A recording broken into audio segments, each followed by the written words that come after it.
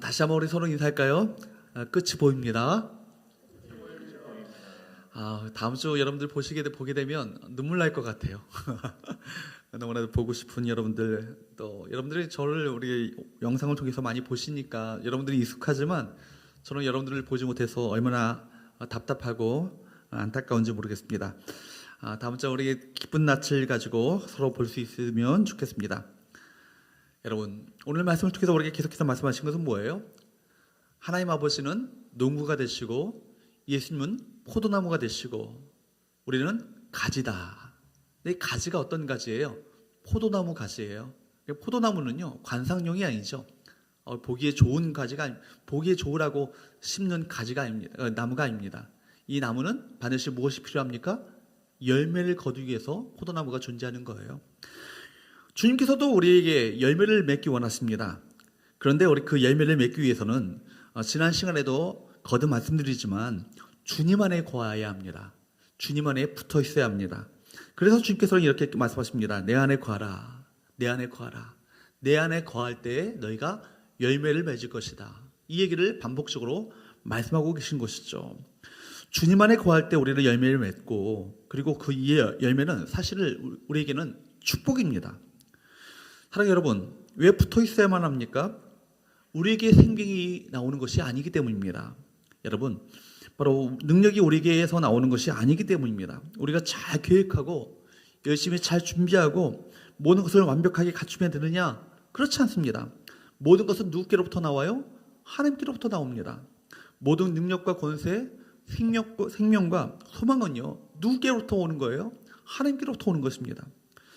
여러분, 오늘 본문이 우리에게 가르쳐 주는 것이 뭐예요? 우리는 가지인데, 어떤 가지예요? 연약한 가지다. 붙어있지 않으면 안 되는 가지라는 거예요. 우리가 얼마나 연약한 존재입니까? 여러분, 나를 믿으면요, 금방 바닥납니다. 나를 어떻게 믿습니까? 포도나무에 열매가 맺히는 것은요, 순간적인 접촉을 통해 일하는 것이 아니에요. 오랜 시간 동안 머물러 있으면서 서서히 일하기 시작하는 것입니다. 그러므로 한때의 뜨거운 신앙 가지고 우리 결론 내려서는 안 되는 것입니다.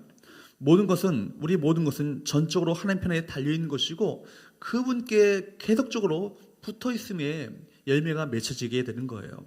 하나님께서는 생명의 근원, 모든 것의 근원이 되십니다. 주님께로부터 생명력을 공급받아야 우리가 열매를 맺는다. 이것이 오늘 성경이 우리에게 가르쳐주고 있는 분명한 교훈이요, 진리인 것입니다. 그렇다면 우리 주님 안에 거하고 주님께 우리가 계속적으로 붙어있을 때 어떤 열매를 맺습니까? 어떤 축복이 우리에게 주어집니까? 우리 본문을 세 가지로 말씀드리고자 합니다. 첫 번째, 한번 따라할까요? 기도응답. 여러분, 첫 번째는요, 기도응답의 열매를 우리가 맺게 된다는 거예요. 7절 말씀을 한번 보십시오. 기도응답의 축복이 있습니다. 7절 우리 같이 한번 읽어보도록 할까요? 시작. 너희가 내 안에 거하고 내 말이 너희 안에 거하면 무엇이든지 원하는 대로 구하라. 그리하면 이루리라. 아멘. 여러분, 주님께 붙어있는 방법이 뭐예요? 기도입니다. 기도. 주님께 붙어있는 상태에서 하나님께 기도하면 무엇이 있어요? 기도의 역사가 일어납니다. 기도의 능력이 있습니다. 회복과 치유가 있습니다. 그런데 여러분, 7절 말씀을 보게 되면 참 재미있는 사실을 발견할 수 있습니다. 우리가 주님의 말씀을 묵상함으로 주님 안에 거하면 그 다음에 무엇을 하라고 했습니까? 무엇이든지 원하는 대로 구하라. 그렇죠? 그런데 무엇이든지 원하는 대로 구하는 기도가 왜 말씀을 묵상하는 것 그 다음에 나올까요? 여기에 중요한 의미가 있습니다. 제가 예를 들어 보겠습니다. 여러분, 남녀가 맞선을 보았습니다. 서로 만나면 처음에는 정도 잘 안 들고 누구인지도 잘 모르니까 말을 할 때도 여간 조심스러운 게 아닌 거예요. 여간 보통 신경이 쓰이는 것이 아닙니다. 이 말을 해도 될까? 이 말을 하면 이 사람이 어떻게 받아들일까? 이 말하면 상대방이 어떻게 생각할까? 그러면서 한 말 이거 할 말 안 할 말 조심스럽게 가려가면서 조심스럽게 말을 꺼내지 않겠습니까?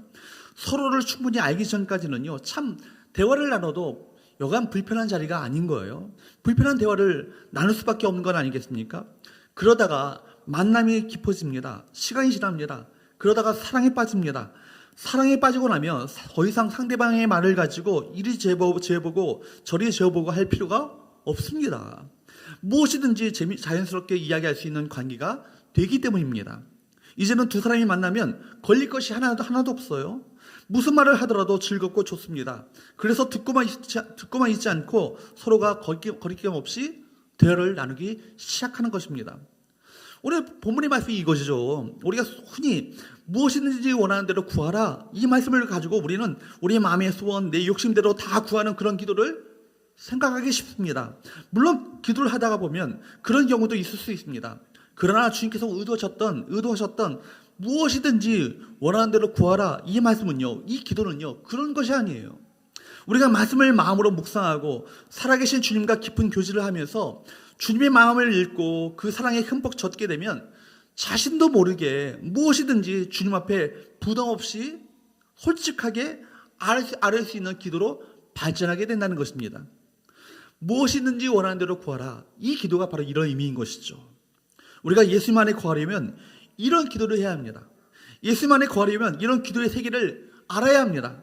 신앙생활은 매맞을까봐 훈련을 시키니까 억지로 할 수 없이 기도하고 그래서 성경 읽는 피곤하기 그지없는 그런 것이 아닙니다. 그런 율법적인 이유에서 나온 신앙생활은요, 오래가기 쉽지 않습니다. 오래가기 힘들죠. 신앙생활은요, 주님께 붙어 있으므로 그분께로부터 공급받는 은혜와 사랑을 가지고 하는 것입니다. 주님의 말씀을 마음에 담고 묵상하다 보면 우리는 자신도 모르게 무엇이든지 주님 앞에 거리낌 없이 내놓고 기도할 수 있는 관계로 발전하게 된다는 거예요. 그때요, 예수님과 우리 사이에 생명의 그 교류가, 깊은 생명의 교류가 형성되기 시작하는 것입니다. 그래서 주님께로부터 많은 은혜를 받고 사랑을 받고 믿음이 자라가는 데 필요한 영적인 자양분을 공급받게 됩니다. 이 세상을 이길 수 있는 영적인 지혜를 주님께로부터 공급받게 되는 거예요. 그러므로 여러분, 실직을 당해도 휘청거리지 않습니다. 심지어 서로 사랑하는 가족이 먼저 세상을 떠난다 할지라도 그것 때문에 자포자기하지 않습니다. 말씀과 기도를 통해서 주님과 깊이 교제하면서 우리가 주님의 능력을 공급받기 때문에 비록 생활이 조금 쪼들린다 할지라도, 더 나아가 불같은 시험이 우리 가운데 밀어닥친다 할지라도 그것 때문에 오만상을 찌푸리며 불만을 가지고 시간을 보내지 않는다는 것입니다. 여러분, 우리는 과연 말씀과 기도를 위해 얼마나 심혈을 기울이고 있습니까? 불행하게도 우리는 참 많은 방해를 받고 있습니다. 왜 우리가 말씀과 기도에 몰입하는 것이 참 안 될까요? 왜 우리의 말씀과 기도에 우리가 몰입하며 주님과 친밀한 교제 가운데 나가는 것이 참 힘듭니까? 우리 자신이 게으르기 때문이기도 하지만 마귀가 어찌하든지 온갖 수단을 동원해서 우리로 하여금 기도하지 못하도록 만들고 말씀의 마음에 담아주지 못하도록 방해하기 때문에 그런 것입니다. C.S. 루이스의 그 스크류테이프의 편지에 보게 되면 마귀의 전략이 있어요. 어찌하든지 하나님의 말씀을 마음에 담지 않도록 온갖 전략을 기울이는 그런 이야기가 그 가운데 나오고 있습니다. 여러분, 마귀는요, 우리가 주님께 붙어 있으므로 열매를 많이 맺는 것, 이거 참 싫어합니다. 그래서 필사적인 방해 공작을 늘어놓는 것입니다.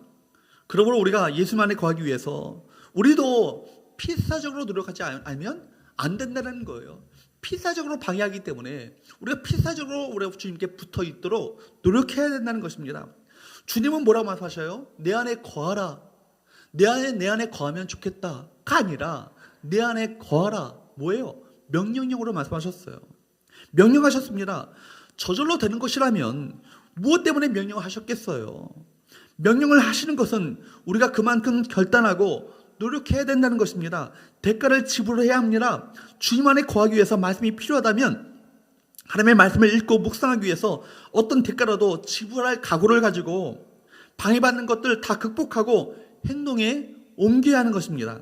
주님 안에 거하는 것은요, 가만히 앉아서 저절로 일하는 것이 절대로 아니라는 거예요. 여러분, 어린아이를 엄마 품에서 한번 떼어보십시오. 어린 아기를 엄마 품에서 한번 떼어보십시오. 그러면 아이는요, 마치 생명이 끊어지는 것처럼 아우성치면서 엄마 옷자락을 놓치지 않으려고 애를 씁니다.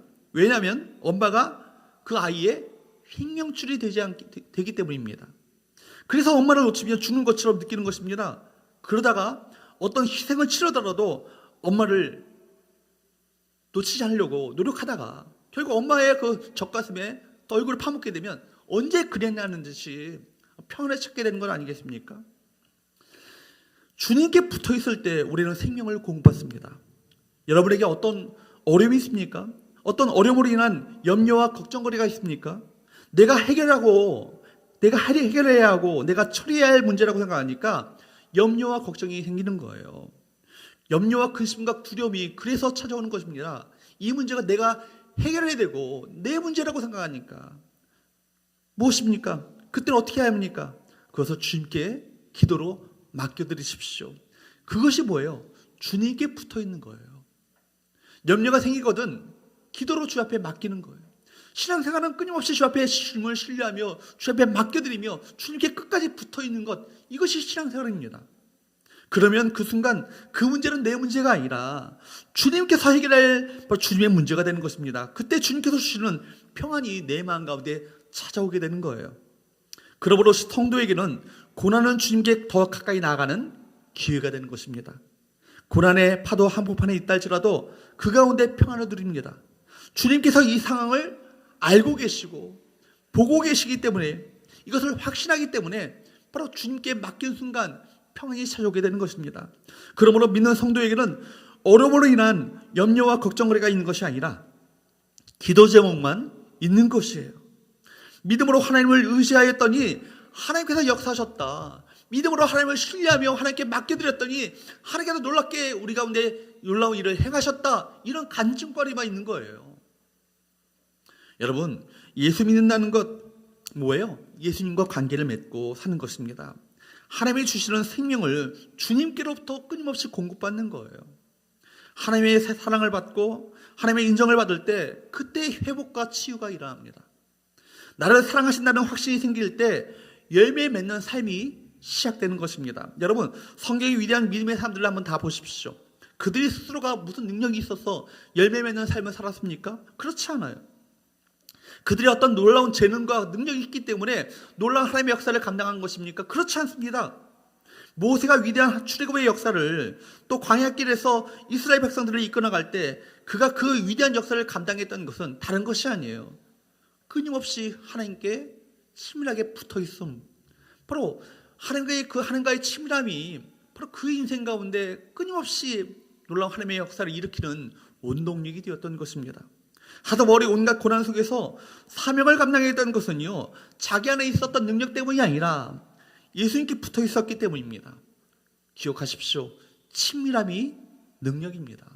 사랑하는 여러분, 주님과 친밀한 교제 가운데 늘 붙어있는 삶을 살아가시는, 기도로 모든 것을 주 앞에 맡겨드리고 기도를 통해서 하나님의 놀라운 생명력을 공급받는 우리 모든 성도들 될 수 있기를 주님으로 축복합니다. 두 번째, 바로 우리가 주님께 붙어있을 때, 주님 안에 거할 때 어떤 열매를 맺게 될까요? 따라해 봅시다. 성품의 열매. 성품의 열매. 8절 말씀을 한번 보도록 합니다. 같이 읽어보도록 할까요? 시작. 너희가 열매를 많이 맺으면 내 아버지께서 영광을 받으실 것이요 너희는 내 제자가 되리라. 아멘. 우리 인생의 최고의 인격은요, 만화의 왕 되시는 예수님의 제자가 된 인격, 그분의 성품입니다. 그런데 그 열매는요, 하나님께서 맺게 해주시는 거예요. 이것은 우리가 노력해서 얻는 성공과는 다릅니다. 우리가 열심히 해서 맺는 결과는 다릅니다. 하나님께서 맺게 해주셔서 맺는 열매는요, 인간의 노력과 성취는 전혀 다릅니다. 이것은요, 세월이 흐를수록 더욱 엄청난 것으로 우리에게 일어나게 됩니다. 여러분의 삶에 열매를 맺히는 은혜가 있게 되기를 축복합니다. 열매를 맺어야 되는 거예요. 열매가 없으면 어떻게 됩니까? 인생이 허망합니다. 신자는요, 신앙생활을 하면 할수록 열매가 맺혀야 합니다. 인생은요, 열매 맺기입니다. 최종적으로 열매가 맺혀야 합니다. 열심히 산 것은요, 중요한 것이 아니에요. 뭐예요? 열매가 맺혀야 합니다. 최선을 다하는 것은 중요하지 않아요. 열매가 맺혀야 합니다. 열매가 없는 삶은요, 험한 것 아니겠습니까? 여러분, 포도나무에 열매가 맺히지 않으면 그 포도나무는요, 쓸모가 없습니다. 여러분 삶 가운데 열매가 맺히는 은혜가 있게 되기를 주님으로 축복합니다. 우리가 하나님과 함께 살아가는 동안에 세월이 흐르면 달라져야 합니다. 주님과 접속이 이루어지고 주님과 교제를 나누며 주님의 임재 안에서 주님과 동행하게 되면 우리 가운데 놀라운 변화가 일어나기 시작합니다. 베드로후서 1장 3절부터 4절 말씀을 한번 보도록 할까요? 우리 천천히 긴 본문이지만 한번 읽어보도록 합니다. 시작. 그의 신기한 능력으로 생명과 경건에 속한 모든 것을 우리에게 주셨으니 이는 자기의 영광과 덕으로서 우리를 부르신 이를 알므로 말미암음이라. 이로써 보배롭고 지극히 큰 약속을 우리에게 주사 이 약속으로 말미암아 너희가 정욕 때문에 세상에서 썩어질 것을 피하여 신성한 성품에 참여하는 자가 되게 하려 하셨느니라. 아멘. 여기 말씀을 보십시오. 우리 가운데 그의 신기한 능력으로 말미암아 생명과 경건에 속한 우리 모든 것을요 우리에게 주셨다. 이것은 무엇으로 가능하죠? 자기의 영광과 덕으로서 우리를 부르신 이 누구십니까? 하나님을 알므로 말미암아. 하나님이 지적으로 하는 것이 아니라 하나님을 체험하고 경험하고 하나님과 깊은 교제를 통해서 알므로 말미암아 이 모든 것을 누리게 된다는 거예요. 결국 목적이 무엇입니까? 결국 너희가 정욕 때문에 세상에서 썩어질 것을 피하여 어디에 참여하는 자가 된다고요? 신성한 성품에 참여하는 자가 되게 하려 하셨느니라. 이전 개역 한글판에 보게 되면 신의 성품에 하나님의 성품에 참여하는 자가 되게 하기 위해서 이 모든 것을 이루시기 위해 모든 걸 허락하셨다는 거예요. 여러분, 우리가 주님께 붙어 있음으로 말미암아 우리 주님을 더욱더 깊이 있게 알아가게 됩니다. 알아가게 될 때 우리는 어떻게 되는 거예요? 주님의 신의 성품에 하나님의 성품에 신성한 성품에 참여하게 됩니다. 성품의 변화가 일어나기 시작한다는 거예요. 옛날에는 참 까칠했는데 정말 주님 닮은 아름다운 성품으로 차츰차츰 변해간다는 것, 이것이 신앙이 자란다는 거예요. 성령의 9가지 열매가 맺힙니다. 무엇입니까? 사랑과 희락과 화평과 오래 참음과 자비와 양성과 충성과 온유와 절제. 이것이 누구의 성품입니까? 주님의 성품 아닙니까? 이 9가지 열매의 어떤 그 가장 표본되는 분이 누구십니까? 예수님 아니세요? 예수님 닮은 성품이 우리 가운데 성령으로 말미암아 열매가 맺혀지게 된다는 거예요. 주님과 계속해서 교제하게 되니까 누굴 닮아갑니까? 주님을 닮아가기 시작합니다. 달라스 윌라드는 그의 책 잊혀진 제자도라는 유명한 책에서 그는 이렇게 이해합니다. 그리스도를 닮도록 우리를 변화시키는 것은 우리가 성령을 통해 그리스도와 나누는 직접적이고 인격적인 상호작용을 통해서라고 말하고 있습니다. 그러니까 우리가 주님을 닮도록 변화되는 것, 다른 것이 아니라는 거예요. 주님과의 인격적이고 직접적이고 인격적인 바로 그 상호작용을 통해서 친밀한 교제를 통해서 정말 우리 삶 가운데 그리스도를 닮은 성품으로 변화된다는 것 아니겠습니까? 그래서 그분은 계속 이야기합니다. 성령은 그리스도가 우리에게 임재하게 하시고 그분을 닮도록 우리를 이끌어 주시는 분이시라. 여러분, 그리스도가 우리 가운데 임재하시는 것, 성령의 역사로 말미암아 이루어지는 것입니다. 그리고 우리 가운데 그리스도가 우리 안에 임재하시게 되면 우리는 누구를 닮아가게 돼요? 그리스도를 닮기 시작한다는 거예요. 기도가 과연 무엇입니까? 사실 뭐예요? 주님을 계속해서 바라보는 건 아니겠습니까? 주님을 계속해서 바라보는 것이 기도예요. 그럴 때 주님의 성품이 내 안에서 흘러나옵니다. 그것이 바로 열매예요.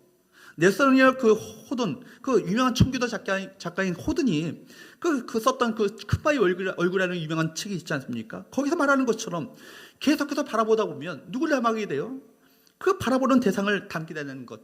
이거 진리 아니에요. 그죠? 계속해서 바라보는 대상을 우리 바라보게 되면 그 대상을 닮게 된다는 거예요.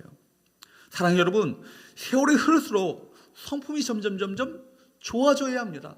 우리 안에 잘못된 신화가 뭐예요? 예수 믿어도 성품이 변하지 않는다. 이거 잘못 믿는 겁니다. 예수 믿으면요, 성품이 변화되는 것, 이것이 열매죠. 주께서 우리 가운데 기대하시는 열매인 것입니다. 그러면요, 주님께 붙어 있는 것이 틀림없습니다. 예수 믿는데도 불구하고 10년, 20년, 30년 지났는데도 불구하고 그 성격, 그 성품이 여전히 변하지 않는다. 그 사람은 잘못 믿고 있는 것입니다. 주님께 붙어 있지 않는 것이죠. 그런데 성품이 점점 사나워지는 것은요, 주님께 붙어 있지 않는다는 증거인 것입니다. 그리스도인들의 목표는 뭐예요? 그리스도를 닮는 것입니다. 세월이 갈수록 서로를 바라보면서 놀라워해야 하는 것이 성품의 변화 아니겠어요? 서로를 바라보면서 옛날에는 당신 집사님 정말 전에는 옛날에 이랬었는데 집사님 참 많이 변했네요. 권사님 많이 변했네요. 장로님 많이 변했네요. 저를 바라보면서 목사님 많이 변했네요. 이렇게 서로 말할 수 있어야, 그죠? 우리가 제대로 된 신앙생활을 하는 건 아니겠어요? 신의 성품에 참여하는 것이 우리의 최종적인 목표가 되어야 하는 것입니다. 마지막에는요, 우리의 성품과 그 성품으로 말미암아 이루어진 것만 남는 거예요. 세월이 흐르면서 이전보다 조금 더 품는 용서의 용량이 커져야 합니다. 그죠? 용서의 폭이 넓어져야 합니다. 여러분, 이해 수준이 깊어져야 되는 것이죠. 이게 우리 신앙생활의 핵심이 되어야 하는 것입니다.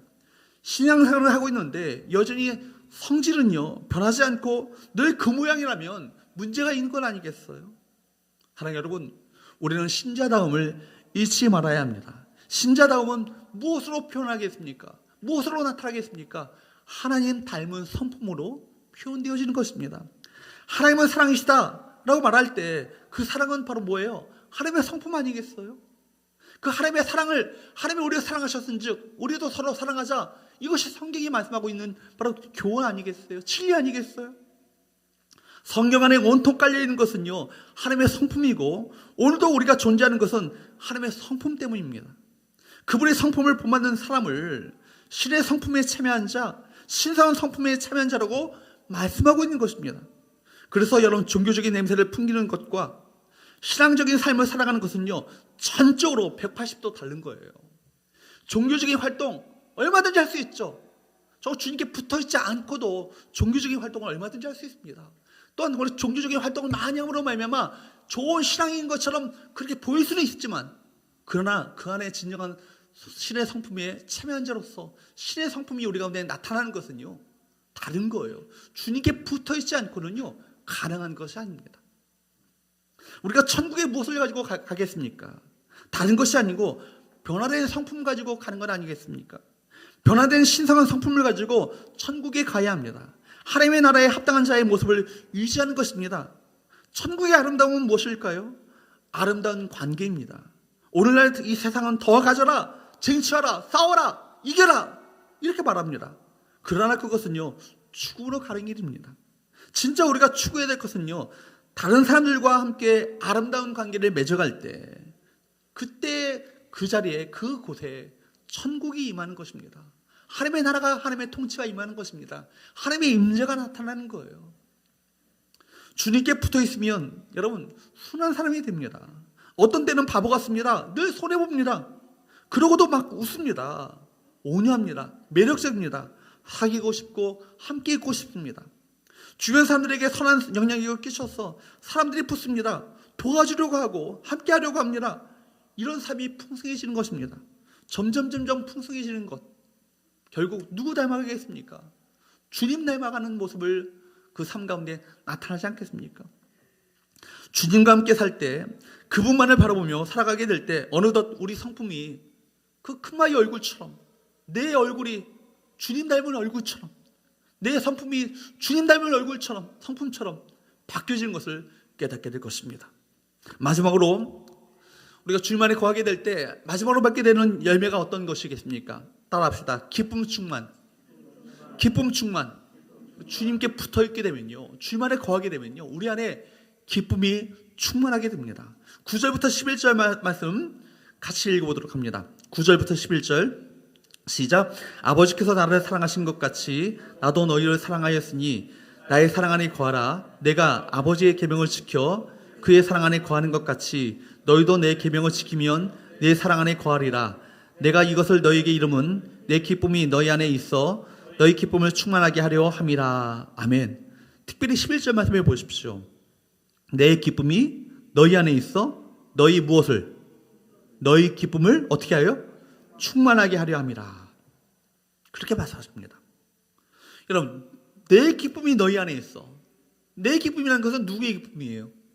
예수님의 기쁨이 너희 안에 있어 너희 기쁨을 충만하게 하기 위해서라. 근데 지금 이 말씀을 하고 있는 이 상황이 어떤 상황이에요? 주님께서 십자가에 달려 돌아가시기 바로 직전 아니겠어요? 십자가를 앞두신 예수님에게 무슨 기쁨이 있었겠습니까? 그러나 여러분, 주님은요 하나님 아버지와의 친밀한 교제 가운데 있었을 때 아버지의 기쁨을 예수님께서는 친히 그 기쁨을 누리셨어요. 그 기쁨을 우리도 주님 안에 있을 때 그 기쁨을 누릴 수 있다는 거예요. 그렇습니다. 우리 기쁨은요 하나님과의 바른 관계 속에서 주어지는 거예요. 하나님은 기쁨이 하나님이십니다. 기쁨의 원천은요 하나님께 있습니다. 그러므로 기쁨을 얻고자 하면 하나님과의 관계를 확인해야 합니다.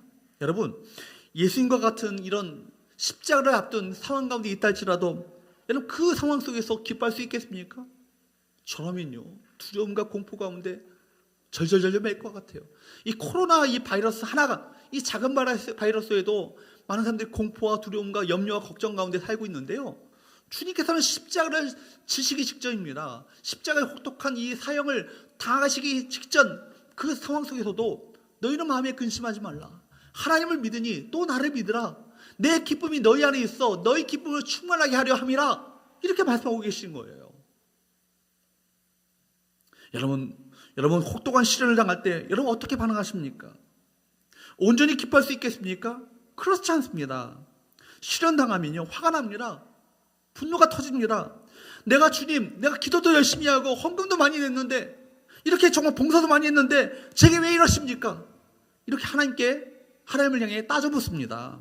근데 야고보는요 우리에게 전혀 다른 반응을 우리에게 요구하고 있습니다. 야고보서 1장 2절 말씀을 볼까요? 같이 한번 읽어보도록 합니다. 시작. 내 형제들아, 너희가 여러 가지 시험을 당하거든 온전히 기쁘게 여기라.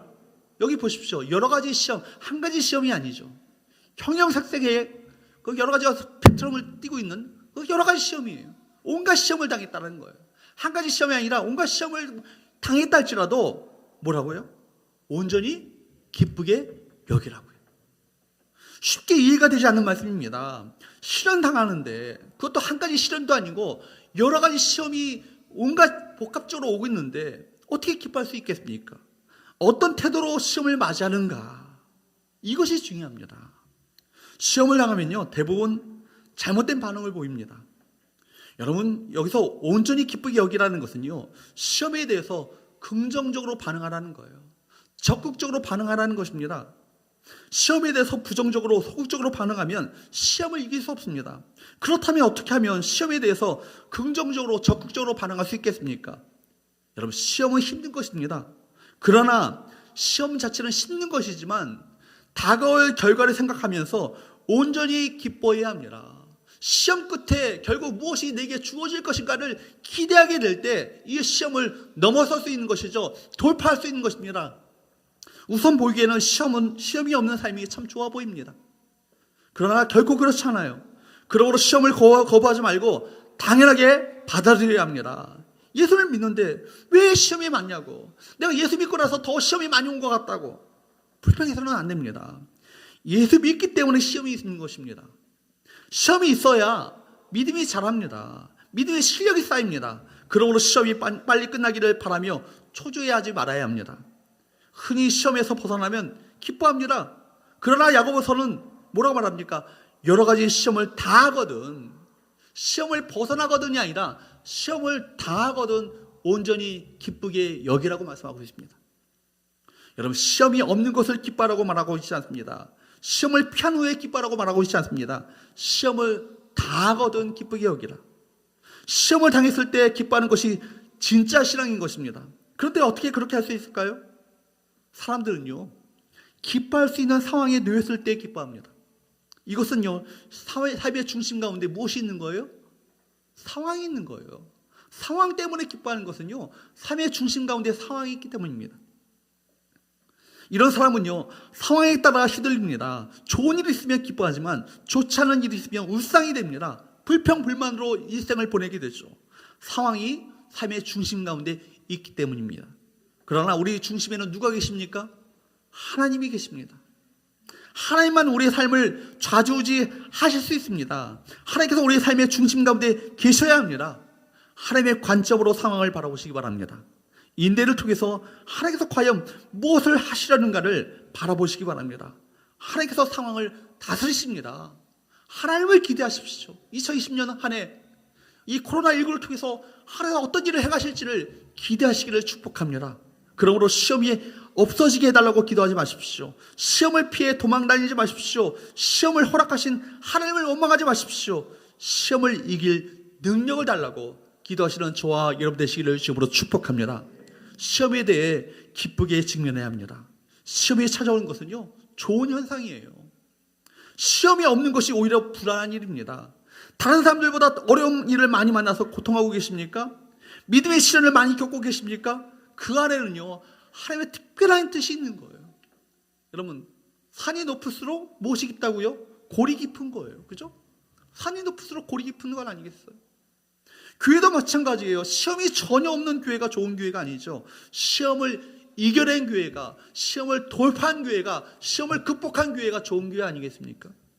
바울이 환경에 상관없이 항상 기뻐할 수 있었던 힘이 어디에서 나옵니까? 그리스도 안에. 그죠? 그리스도 안에. 여러분, 그리스도 안에 그리스도로 인해서 주어지는 기쁨은요, 세상의 어떤 것에 의해서 눌리지 않습니다. 하나님께로부터 나온 기쁨이기 때문입니다. 그래서 바울에게는 감옥 안에 있어서도 여러분, 주님 안에서의 기쁨을 누릴 수 있었기에 이 감옥의 혹독한 시련, 혹독한 환경, 그 안에서의 시련이 그를 우울하게 만들지 못했습니다. 여러분, 하나님께로부터 나온 기쁨을 경험하고 살고 계십니까? 아니면 자신이 만들어낸 기쁨을 누리고 있습니까?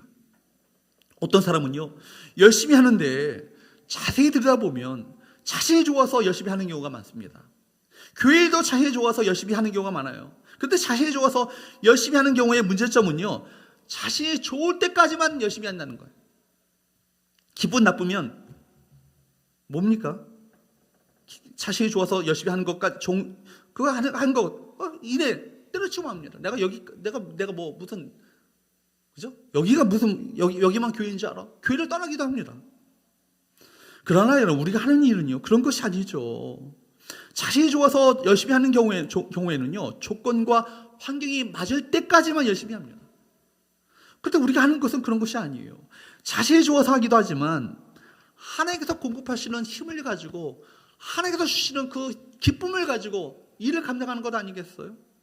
나로부터 출발하는 것이 아니라, 나의 상황과 내 마음의 감정 상태로부터 출발하는 것이 아니라 하나님께로부터 출발하는 것입니다. 여러분에게 그런 은혜가 있게 되기를 주로 축복합니다. 17세기의 수사 로렌스 형제가 쓴 하나님의 그 임재 연습, 이 책 한번 읽어보시면 좋겠어요. 제가 몇 번 언급한 적이 있는 것 같아요. 그 책에는요, 로렌스 형제의 그 수도원에서의 삶이 그 안에 담겨져 있습니다. 이 사람이 사실 수도원의 참 깊은 주인과의 깊은 교제를 위해서, 수도원적인 영성을 쌓기 위해서, 많은 기도를 하기 위해서 수도원에 들어갔는데, 이 사람이 배치되는 곳은 주방이었잖아요. 매일 그 부엌에서의 일은 반복적이고 단순한 삶이었습니다. 그러나 그의 목표는 자신과 함께 하시는 하나님의 임재를 끊임없이 인식하는 것, 그것이 삶의 목표였어요. 나와 함께 하시는 하나님, 그 하나님의 임재를 끊임없이 인식하고 느끼고 누리기를 원했습니다. 그는 무슨 일을 하든지 하나님과 조용하게 대화를 나누려고 노력했습니다. 물론 그것은 쉬운 일이 아니었지만 로렌스 형제는요, 끝까지 있냐고 참원했습니다. 결국 이 경건한 수사는요, 요한복음 15장 11절에서 예수님이 약속하신 것처럼 그리스도 안에 거하는 데서 오는 진정한 기쁨을 누릴 수 있었습니다. 하나님과의 깊은 임재 가운데 주님께서 공급하시는 그 기쁨을 날마다 누릴 수 있었다. 이분의 고백입니다. 그리고 그는 이렇게 고백했습니다. 이 세상에서 하나님과 지속적인 대화를 나눌 수 있는 삶보다 더 기쁘고 달콤한 삶은 없다. 오직 그러한 지속적인 대화를 연습하고 경험하는 사람들만이 그것을 이해할 수 있다. 여러분, 주님과의 지속적인 대화를 나누는 것보다 더 기쁨은 없다라는 거예요. 그죠? 주님과의 끊임없이 동행하며 주님과의 친밀한 사귐 가운데 들어가는 것보다 이 세상에서 누릴 수 있는 그 기쁨은 이 세상에 누릴 수 있는 기쁨과 이 기쁨과는 전혀 비교거리가 되지 않는다는 것을 그는 고백합니다. 그런데 이 기쁨은 지속적인 대화를 연습하고 끊임없이 갈망하고 그런 삶을 살기로 결단하며 이 삶을 몸부림칠 때만이 바로 그런 삶으로 들어갈 수 있다는 얘기 아니겠습니까? 비록 로렌스는요, 수도원 담장 안에 사는 수도자였지만 주방과 신발 수선실에서 일상적인 일들을 하는 중에도 하나님 임재 가운데 거하기를 훈련했다는 점에서 오늘날 세속에서 일상생활을 살아가는 그리스도인들에게 많은 귀감이 됩니다. 로렌스 형제에게 하나님께 나아가는 유일한 수단은요, 매사를 하나님을 사랑하는 마음으로 하는 것이었습니다. 하나님을 사랑하는 마음으로 모든 일을 했어요. 그래서 자기가 무슨 일을 하게 될지 여기에 관심이 있는 것이 아니에요. 그에게 중요한 것은요, 주어진 어떤 일을 하게 될지가 중요한 것이 아니라 주어진 그 일을 하나님을 위해서 한다. 이것이 그의 가치관이었다는 거예요. 그가 중시한 것은 활동이 아니라 누구였겠습니까? 하나님입니다. 이처럼 로렌스는요, 모든 일을 하나님을 향한 사랑으로 행했습니다. 그것이 큰 일이든지 작은 일이든지 중요한 일이든지 허드렛 일이든지 상관없이 그는 프라이팬의 그 작은 달걀 하나라도 하나님을 사랑하는 마음으로 뒤집었고, 그 일도 끝나 더 할 일이 없으면요 주방 바닥에 엎드려서 하나님을 경배하고 하나님을 찬미했습니다. 하나님이 주시는 기쁨을 맛본 사람들은요 기쁨의 힘에 의해서 하나님이 주시는 어떤 것도 다 기쁨으로 감당하게 되어 있는 거예요. 여러분, 기쁨의 영성, 나로부터 출발하는 것이 아니라 하나님과의 깊은 교제 가운데 하나님께로부터 나오는 거예요. 여러분, 기쁨이 커지게 하는 방법이 무엇인지 아십니까? 하나님과의 교제가 깊어지면 기쁨이 더 커집니다. 다른 방법이 없습니다. 하나님과의 교제가 깊어지면 기쁨을 얻을 수 있습니다. 주님과 교제하는 시간을 더 많이 가져보시기 바랍니다. 하나님께 있는 기쁨이 나에게 흘러넘치게 되는 것입니다. 여러분, 참된 기쁨은 오직 하나님께로부터 나옵니다. 하나님이 주시는 기쁨이 아니면 그것은 가짜인 거예요. 하나님이 주시는 기쁨이 아니면 이내 그 기쁨은 상실되고 마는 기쁨인 것입니다.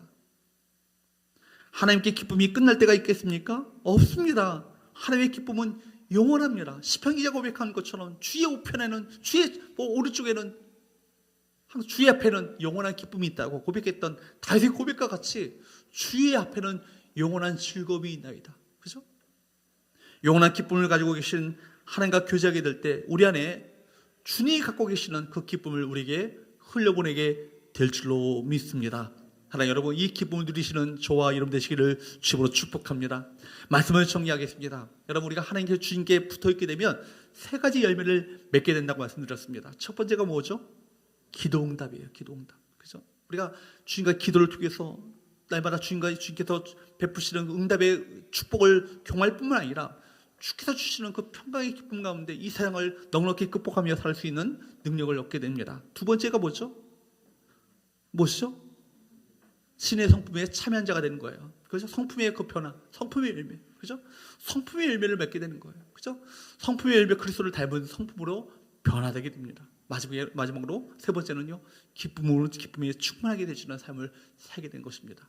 이 열매가 우리 가운데 가득가득 맺혀짐으로 말미암아 이 세상 가운데 주께서 베푸시는 그 열매로 말미암아, 주께서 베푸시는 축복으로 말미암아, 주께서 주변에 거하심으로 말미암아 이 세상을 넉넉히 극복하며 승리하는 믿음의 사람들 될 수 있기를 주님으로 축복합니다. 기도하겠습니다.